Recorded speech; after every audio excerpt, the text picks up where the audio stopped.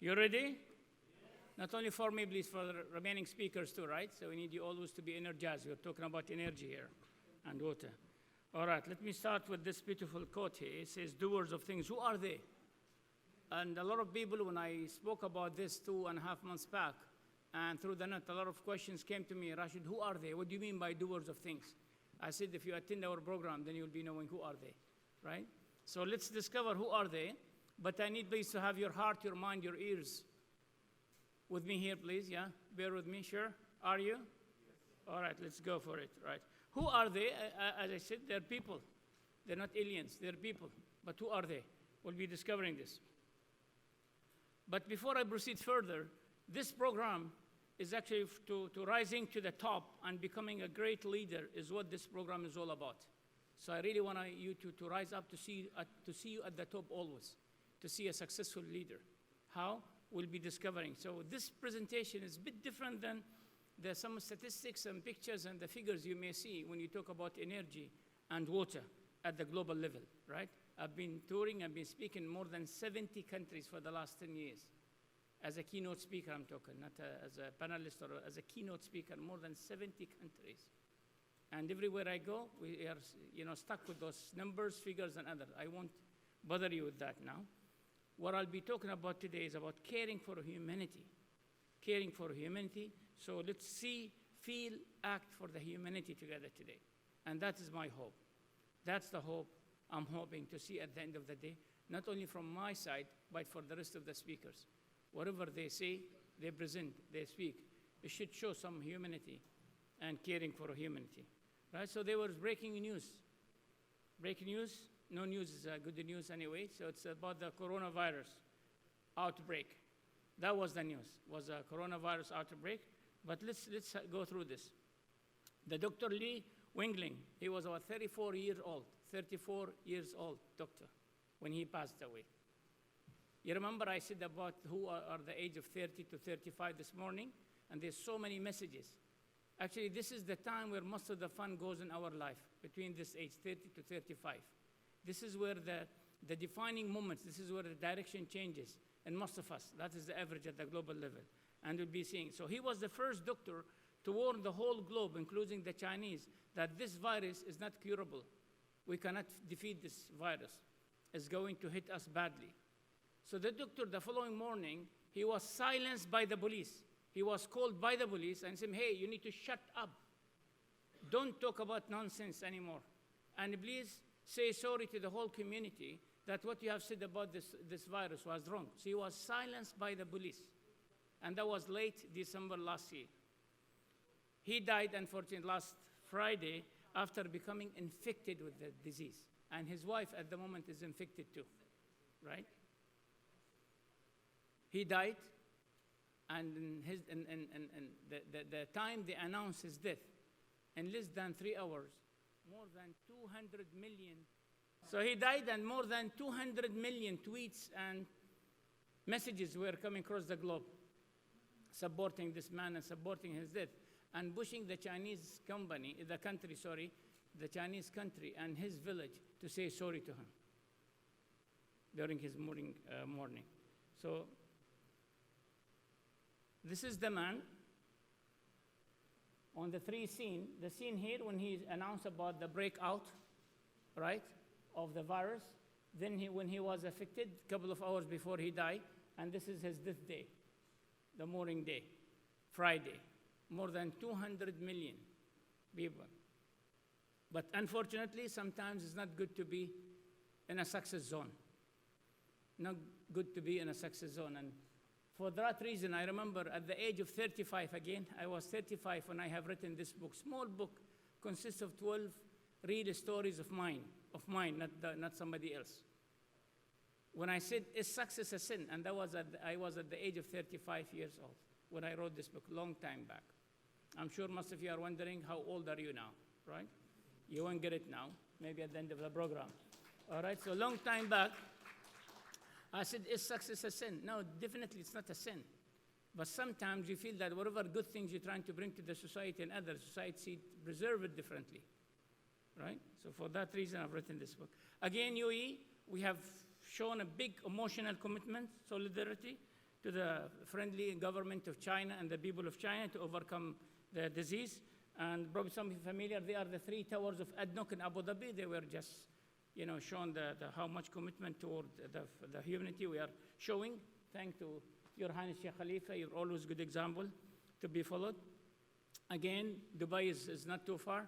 Again, the longest or the tallest tower of the globe says that China, we're with you. This is a global thing, but we're give our full support to you. So that shows a real commitment from our country to the whole globe, not only to the China. Why, Rashid? I've been asked always this. Why? I mean, why should you care about this? Why you should care about the humanity? Why you're caring? Why you love to step out from your comfort zone?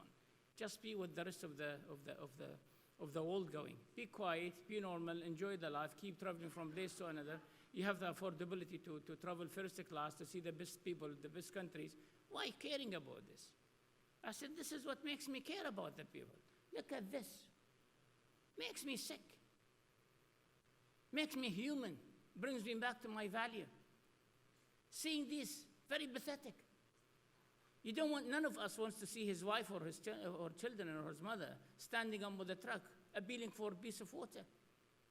No one would love this. No one would love to see his daughter is pumping water in this way.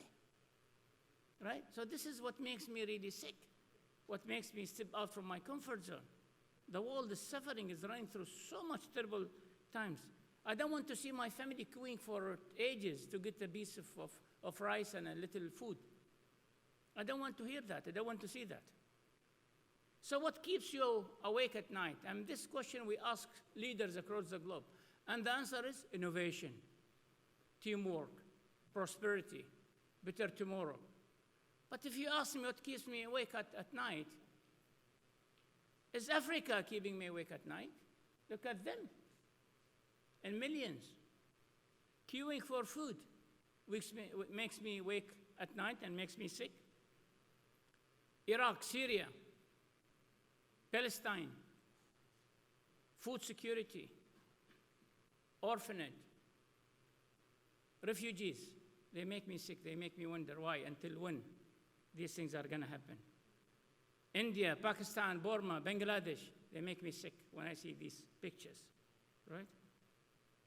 Children, when they say, I'm hungry, you see them looking for the unknown future, makes me sick.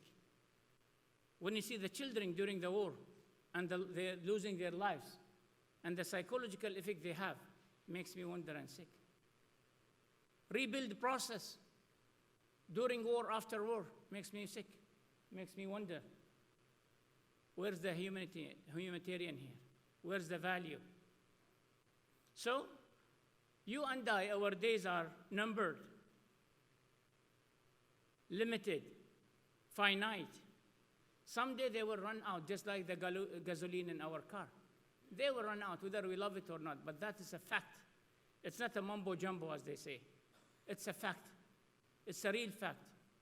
They're running away. And they're running away fast. So please, don't die empty. Don't die empty. Do something. Love your job. Try to find a meaning. Try to find a purpose in your life. This is one of the good books. It will teach you how to unleash the power within and discover the self-you, the person you wanted to be always. It's one of good read. So what keeps you moving, Rashid? What keeps you moving? This is the question I've been asked, just like what keeps you awake at night. I think knowing yourself is the starting point. When you know yourself is the starting point. And start with your authenticity. You have a direction. You have a true north. Brand me. I love what I do. I love myself. I love what I do.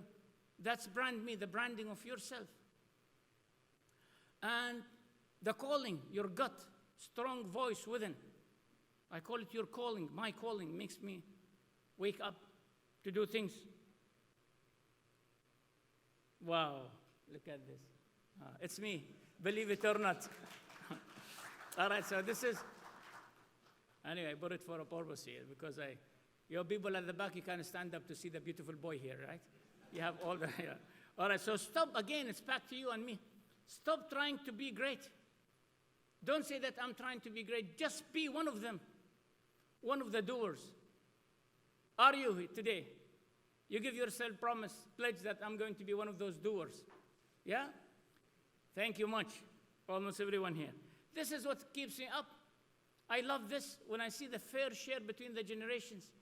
When I see the country leaders are taking care of their boys, they're taking care of us. Look at the two Muhammads here. We love them. Muhammad bin Zayed, Muhammad bin Rashid. Look at the smile they're giving to each one and the smile with us, with our kids. So when you see the leaders, they're caring for the kids of the nation, or they're caring for the new generation, it means that they are the doers of things. Thank you, both Muhammads. All right. Again, Amity University. Thank you very much. Mr. Ajit is here. Thank you. You've done a great job. But that shouldn't go to the university. Come on. That should go to me because I was recognized, again, and honored to be a honorable PhD by the university. And that was my 5th PhD for the last 20 years. 5th PhD as a honorable.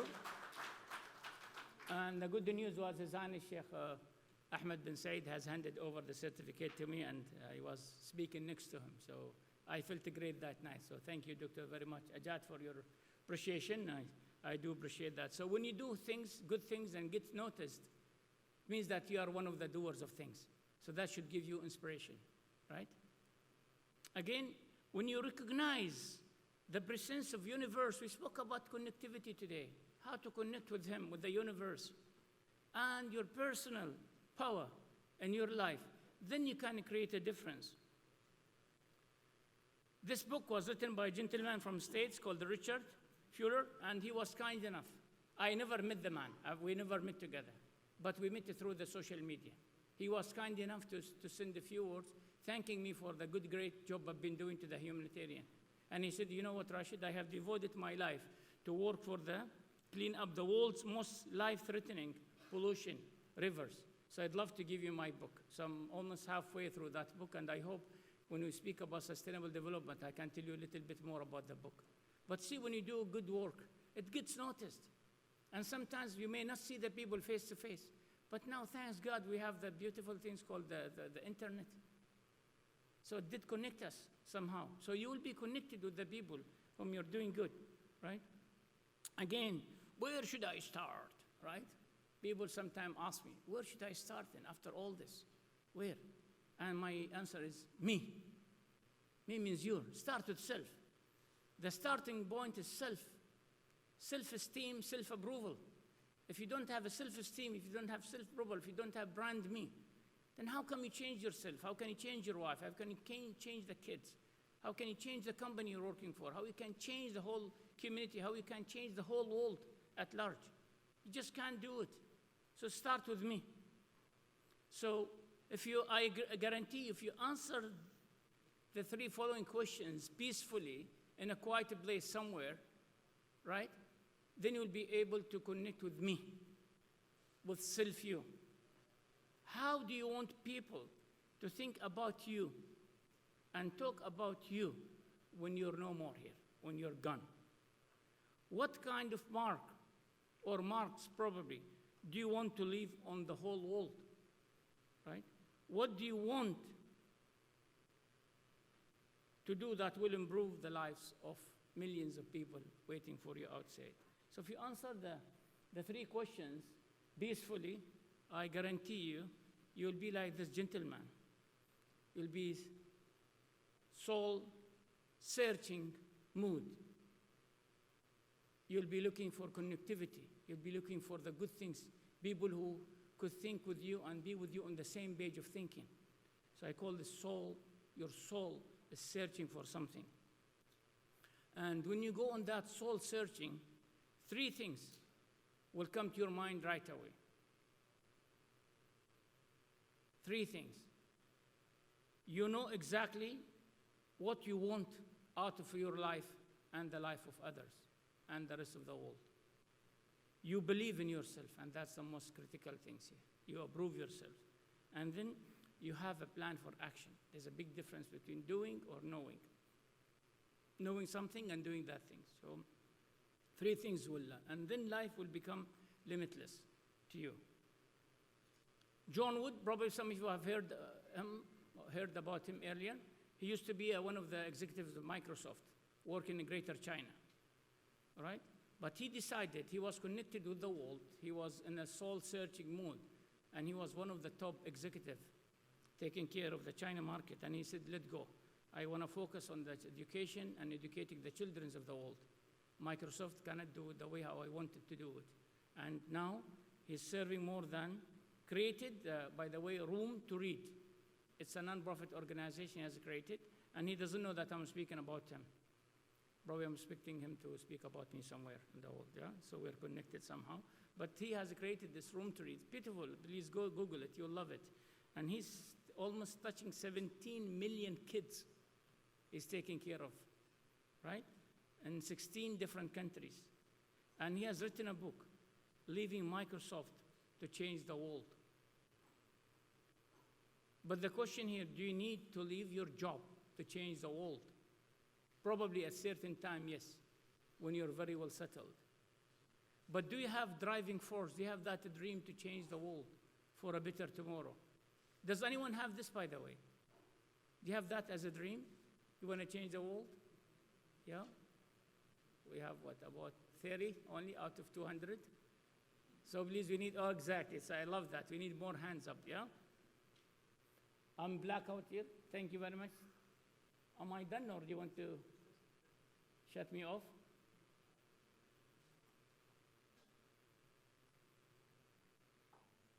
Speakers, please be ready for the unknown, all right?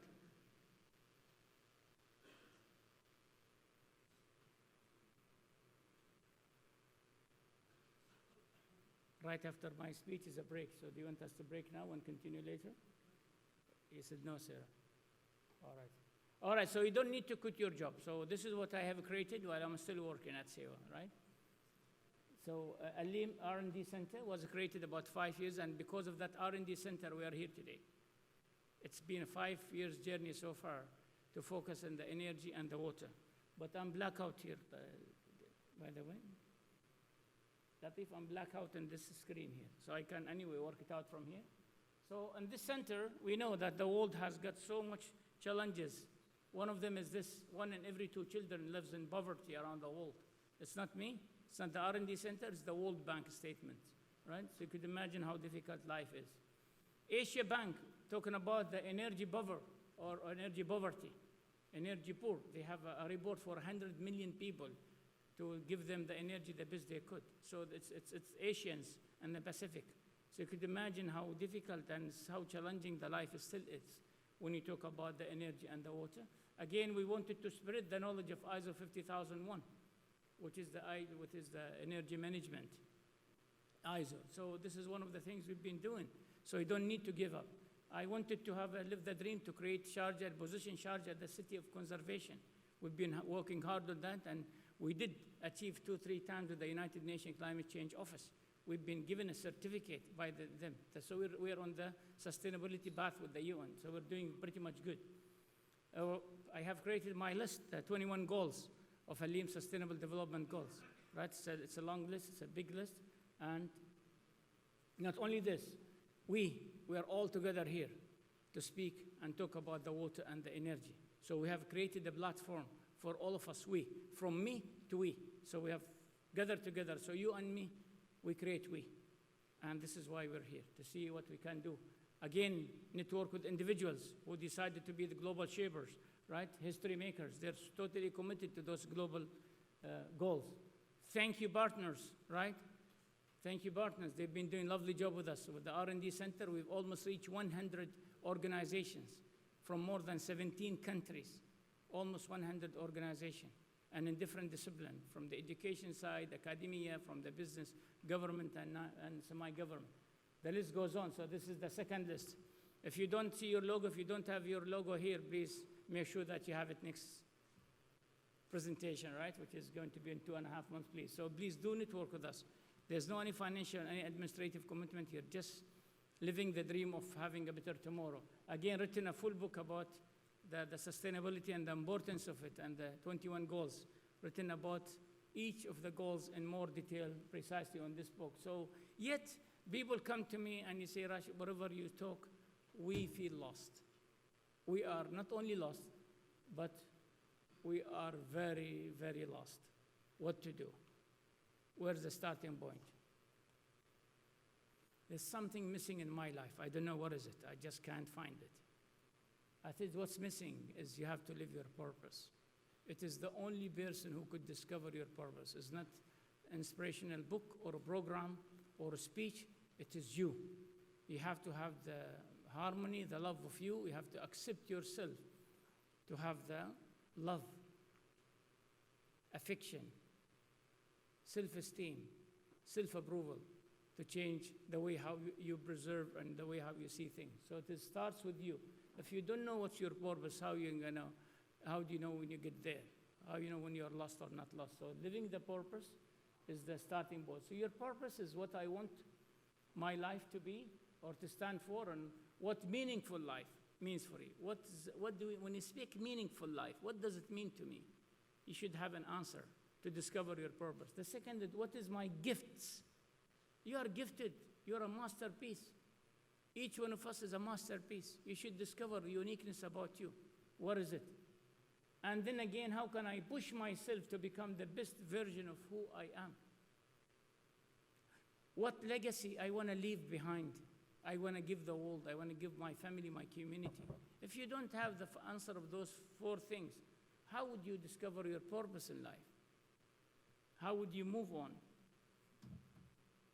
I switch it off. Still, I'm be blaming you. No, here it's okay, but here, for the speakers, not here, all right? So look for clues. Today, the coming few hours, probably the coming few days, probably the coming few weeks, you will see yourself that you love to do something, to be in a peaceful place, a peaceful mind. You're seeking love, you're seeking quietness, so please push in that. It means that you will do the best, perform the best during the things you're doing, probably listening to a music, whatever you decide, or you feel. So look the clues, pay attention to it. So whatever something attracts your attention, it means there's a message for you from the universe. There's a message for you from the universe. It is you who could reveal the secret of that message, if you're connected, if you pay attention. So what you need to do, just pay attention to. And paying attention, we call it a defining moment. It is a very critical. It's a defining moment. Paying attention to this something will lead you to a defining moment. Defining moment is a point in your life when you are urged to make a change in the way how you see things, you preserve things, and it will have impact to you in your perceptions and your behaviors. It will have transformative. It will transform the person you to a different person. It will take you to a new landscape. So look for the clues. Where are you pushed to? Right? So moving forward, when you look for those clues and you are in the defining moment, you will feel that you start questioning things. Why, when, where, how? And in this state, I call it the philosopher mindset. You become a philosopher because the philosophy is all about wisdom of knowledge, wisdom of think, wisdom of opinion. This is what the philosophy is all about. So when you have the mindset of questioning things, you become a philosopher of you, right? So it leads you to a better person. You'll have a paradigm shift, we call it in management. You start to see things differently in a new and a different way that creates a huge change in your thinking and in your behavior. And this is what all of us is all about the thinking and the behavior. One last note. Oh my God, I love that. Is it fine? Anyway, it's one last note here. It said, the world is waiting for you all. The world is waiting for you all. Remember this. Those kids are waiting for you still. They exist somewhere, so they're waiting for you to do something. So please do remember what Deepak Chopra said once. Do you want to be a prisoner of the past or a pioneer of the future? Who wants to be a pioneer of the future? Excellent. You don't want to be a prisoner of the past, not a prisoner of the war, sorry, right? All right. Again, there's 3 R's. Remember Mr. R? Mr. R here, right? I have 3 R's in life. I keep repeating them. So the first R says, please, the time has come to review see a summary of the main learning point in your life. What are those learning points? Share them with others. And reframe, consider ideas that represent a new way of thinking. All right? Reflect, engage with the like-minded people to create the change you wanted to see. So remember the 3 R's here. Again, if it's not here, then where? If it's not you, then who? And I keep saying, if it's not now, then when? You're planning the change. With this, I can say thank you very much. Thank you.